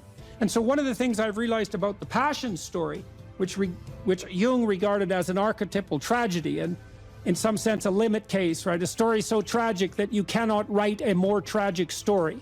Right. Is that it drags the observer, and so that's all of us in Christendom, through the entire catastrophe of human existence, right? So it confronts you with the mob that's after you, that you are also part of. It confronts you with moral relativism in the shape of Pontius Pilate. It confronts you with the oppression of the totalitarian state of foreigners, let's say, in the guise of Rome. It confronts you with the betrayal of your best friend. It confronts you with the willingness of the crowd to punish the virtuous and free the criminal. And that's the story of Barabbas and Christ. And Pajot told me the other day, Jonathan Pajot, that an alternative name for Barabbas was Jesus. And that what the crowd did was pick the political revolutionary over the spiritual leader. And that's perfect. And then it confronts you with the reality that we all face our own mortality, and too early. And the fact that sometimes the innocent and virtuous are punished. And so and then of course there's the horrible, tragic, torturous death, all of that. And that's all signified by the image of the crucifix and what we're doing to ourselves, even though we don't know it. I'm speaking mostly psychologically, although somewhat theologically, is that we're exposing ourselves to the ultimate catastrophe of human existence while simultaneously manifesting the faith the faith that if we face that unflinchingly, that will resurrect us instead of killing us. That's quite powerful. It's something, man. It's something. It's something I've been puzzling out for, well, a long time, but particularly for the last 6 months. I'm going to write about that in my new book. And when I talk to my audiences about that, you know, and I would especially say this has an impact, again, on demoralized young men, and say, look, we don't know the limits to the expansion of your personality if you're willing to face things without deception. And that's a variant of that radical honesty we were already talking about. Don't live by lies. Well, life is rife with injustice, atrocity, and suffering. And so what do you do with that? Do you avoid it? There's good physiological evidence, by the way, that if you take two groups of people and you subject one group to a stressor involuntarily, and you get the other group to take on the stressor voluntarily, that the pattern of psychophysiological response is entirely different. It's entirely different emotionally, motivationally, and in terms of the damage it does. And so the involuntary imposition of a threat is stressful and damaging, but the voluntary acceptance of a threat is invigorating and revivifying. Now, it would be nice if we could be optimistic, and I think, again, the problem with being optimistic is that it's naive. So then the question is there an optimism that's not naive? And I think there is. And the optimism that's not naive is in just a visualization of how strong people can be. So one of the things that I tell people, I told my students in my class, in Maps of Meaning, here's a goal. You want to be the person at the funeral of your father that everyone can rely on. How would that be? You want to be the person who's broken and useless and adding to the misery in the corner. And look, I'm not making light of people's grief. You know, I understand grief. But who do you want to be when there's a crisis? Right? Do you want to be the person that everyone can turn to for strength? It's like, why the hell not? Why not that as a goal? That'd be a good goal, because then if there's a crisis, and there will be, it won't be such a bloody crisis, because there'll be someone there that can deal with it. You know, so when I went and talked to these people at the funeral home, I envisioned that. I thought, okay, well, this is something you have to contend with if you're going to be alive and adult. You have to contend with death and suffering, and you have to be ready for it. And you have to be there for the person, because that's all they're going to have. And so there's a goal, man. And in this time of nihilism, you know, it's what's the point of life? People ask, and they're taught that at universities. What's the point of life? Everything's interpretation. Humanity's a cancer on the planet. You know? Well, how about no? How about not that? How about that there's something to us?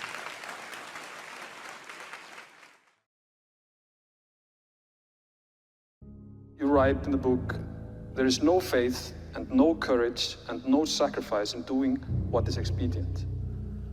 What do you say to those viewers that don't pursue their dreams and are locked in their careers because they are too afraid to take risks and pursue something meaningful? Well, the first thing I would say is, well, you should be afraid of taking risks and pursuing something meaningful. But you should be more afraid of staying where you are if it's making you miserable.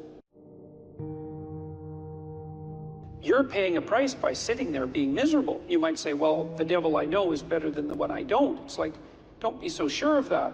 The clock is ticking. Yeah, and if you're miserable in your job now and you change nothing, in 5 years, you'll be much more miserable and you'll be a lot older. But isn't it a luxury to pursue what is meaningful? Our viewers have mortgages, they have children, they have payments and loans.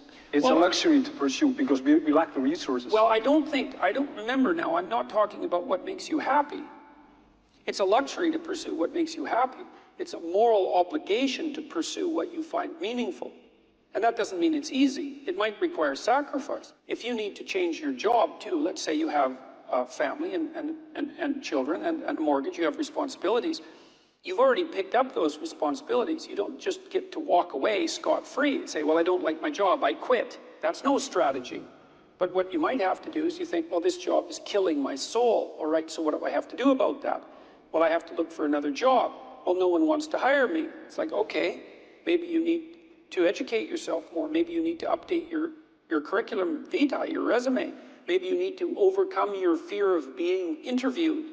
Maybe you need to sharpen your social skills. Like, you have to think about these things strategically. If you're going to switch careers, you have to do it like an intelligent, responsible person. That might take you a couple of years of effort to do properly.